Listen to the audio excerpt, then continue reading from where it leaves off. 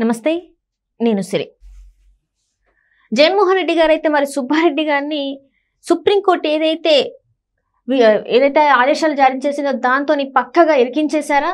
So ఈ అంశాన్ని మనకి వివరించడానికి మనతో పాటు ఉన్నారు ప్రముఖ senior journalist, political analyst CS Rao గారు. నమస్కారం సార్.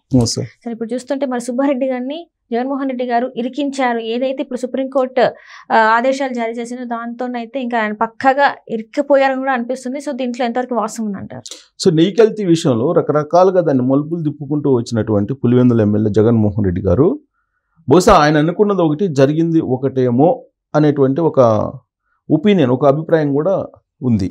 ఎలా అంటే ఆయన లెటర్ రాసిన దాని ప్రకారం నరేంద్ర మోడీ గారికి, అలాగే సిజేఐకి, సుప్రీంకోర్టు చీఫ్ జస్టిస్ కూడా లెటర్ రాశారు జగన్మోహన్ రెడ్డి గారు. ఏం రాశారంటే ఈ నెయ్యి విషయంలో, నెయ్యికి అనుమతి ఇచ్చే విషయంలో కానీ, లేదా టెండర్లు కాల్ఫర్ చేసేటువంటి విషయంలో కానీ, టెండర్లు ఫైనల్ చేసేటువంటి విషయంలో కానీ తిరుమల తిరుపతి దేవస్థానానికి సంబంధించిన బోర్డు కీలకంగా ఉంటుంది, దాని నిర్ణయం ప్రకారమే అన్నీ జరుగుతాయి అని చెప్పి ఆయన లెటర్లో పొందుపరుస్తూ ఆయన ఒక ట్విస్ట్ ఇచ్చాడు.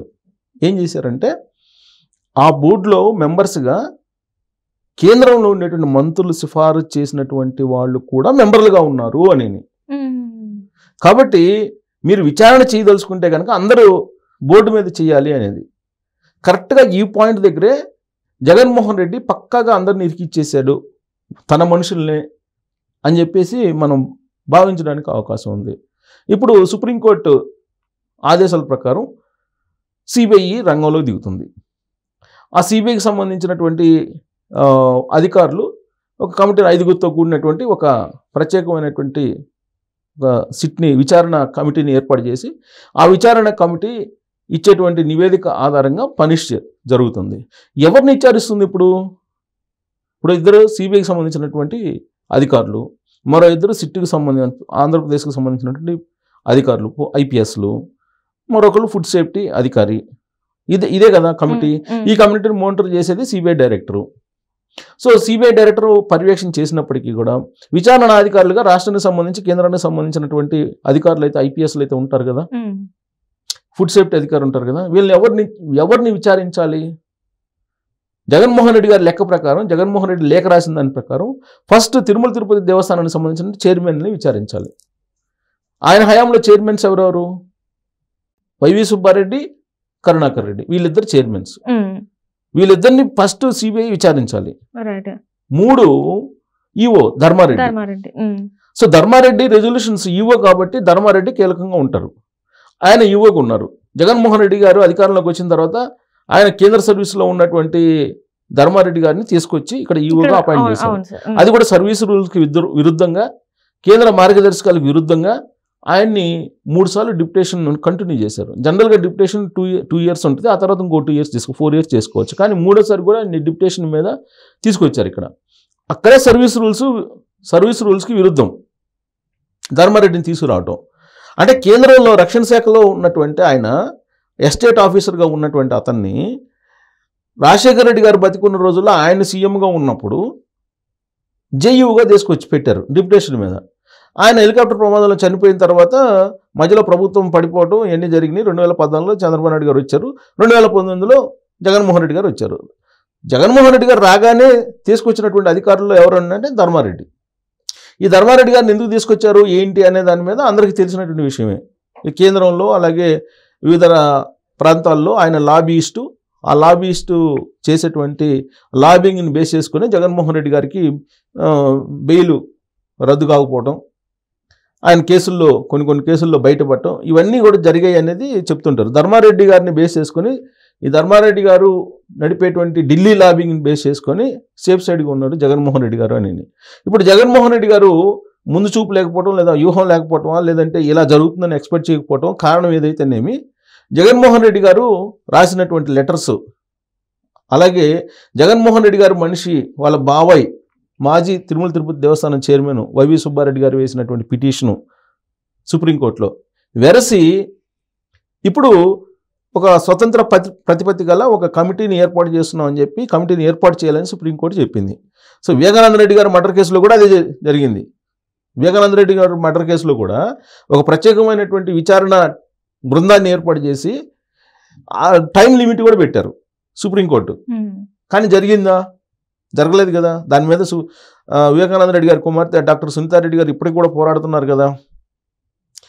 ఇలాంటి కమిటీనే వివేకానంద రెడ్డి గారి మర్డర్ కేసులో సుప్రీంకోర్టు వేసింది. సుప్రీంకోర్టు పర్యవేక్ష ఇచ్చింది డైరెక్ట్గా, టైం లిమిట్ పెట్టి. అయినా కాగా మరి దీనికి ఒక సిబిఐ డైరెక్టర్ని పర్యవేక్షణ అధికారిగా పెట్టి దాంట్లో సభ్యులుగా సిబిఐకి సంబంధించిన ఇద్దరు, రాష్ట్రానికి సంబంధించిన ఇద్దరు ఐపీఎస్లు, అంటే 4 ఐపీఎస్లు, ఒక ఫుడ్ ఇన్స్పెక్టర్ని వేసి నడపాలని చెప్పి డైరెక్షన్ ఇచ్చింది సుప్రీంకోర్టు.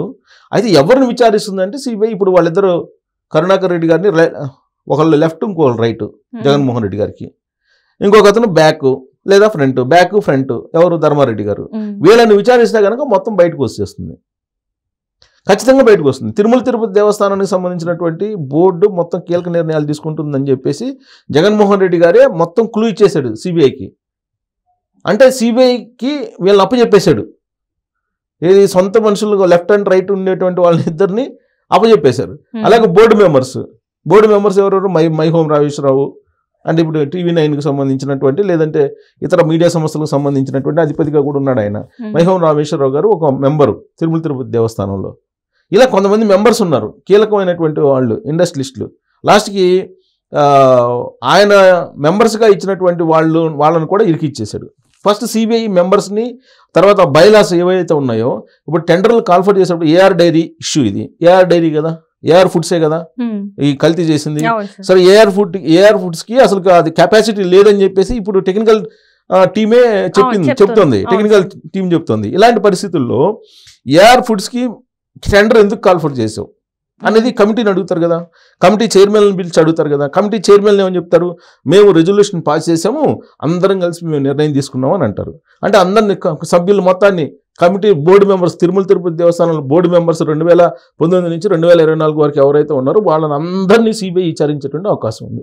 సో జగన్మోహన్ రెడ్డి అందరినీ హోల్సేల్గా ఇరికిచ్చేశాడు. ఇప్పుడు సిట్ అనుకోండి, ఇక్కడ అసలు మొత్తం ఎంక్వైరీ చేసేసి ఎక్కడెక్కడ ఎవరెవరు దీనికి సంబంధించినటువంటి వాళ్ళు కల్తీ చేశారు, దీన్ని కొంచెం లోతుగా పరిశీలించే అవకాశం ఉంది. ఎందుకంటే ఇక్కడ లోకల్గా కొంత అవగాహన ఉంటుంది కాబట్టి పోలీసు ఐపీఎస్లకు కానీ అసలు పొలిటికల్ కూడా లోకల్గా ఏంటి అనేది కూడా తెలుస్తుంది. సరే సిబిఐ ఇంకొద్దిగా మంచిది అనుకుందాం. ఇప్పుడు వైఎస్ఆర్ కాంగ్రెస్ పార్టీ వల్లనే ఇరికిచ్చాడు జగన్మోహన్ రెడ్డి గారు. దానికి కారణం ఏంటంటే మరి ఆయనకు అర్థమయ్యి ఆయన పిటిషన్, అంటే లెటర్ రాశాడ నరేంద్ర మోడీ గారికి, ప్రధానమంత్రి గారికి, అలాగే సిజేఐకి. ఇప్పుడు తెలుస్తుంది. ఇప్పుడేంది ఇంత సీరియస్ అయింది కదా, మొత్తం ఇప్పుడు ఇరుక్కుపోయాడు జగన్మోహన్ రెడ్డి, అడ్డంగా ఇరుక్కుపోయాడు ఒక రకంగా చెప్పాలంటే. ఇప్పుడు కమిటీ వాళ్ళు తిరుమల తిరుపతి దేవస్థానం బోర్డుకు సంబంధించి విచారణ చేసినప్పుడు సిబిఐ వాళ్ళు, అప్పుడు బోర్డు సభ్యులు లేదంటే డైరెక్టర్లు, అక్కడ ఉండేటువంటి చైర్మన్లు ఏం చెప్తారో, అప్పట్లో ఉండే చైర్మన్లు, దాన్ని బట్టి సీఎంఓ ఆఫీసులో మేము చెప్తే మేము చేసామని చెప్తారు వాళ్ళు. ఒకవేళ జరుగుంటే అప్పుడు జగన్మోహన్ రెడ్డి గారికి మెటకు చుట్టుకునే అవకాశం ఉంది. అల్టిమేట్ ఫైనల్ గా తన పోయి దాన్నే తీసుకున్నారు. బాగా చెప్పారు, తన పోయి దాన్నే తీసుకున్నట్టు. ఇప్పుడు సుప్రీంకోర్టు ఇచ్చినటువంటి డైరెక్షన్ బట్టి జగన్మోహన్ రెడ్డికి బోధపడి ఉండాలి. కానీ ఒక మాయలో ఉంటాడు ఆయన. ఏం మాయలో ఉంటాడంటే, నాకు బీజేపీ పెద్దల సపోర్ట్ ఉంది కాబట్టి వాళ్ళు ఆదుకుంటారు, నేను చంద్రబాబు నాయుడు గారి కోర్టులో నుంచి నేను బాల్ని నరేంద్ర మోడీ గారి కోర్టులో వేసాను కాబట్టి అది నాకు అనుకూలంగా ఉంటుంది అని చెప్పి ఆయన అనుకుంటున్నారు. కానీ సిబిఐ తన పని తాను చేసుకొని పోతే కనుక అడ్డంగా బుక్ అవుతారు జగన్మోహన్ రెడ్డి గారు. Right, thank you so much. Thank you.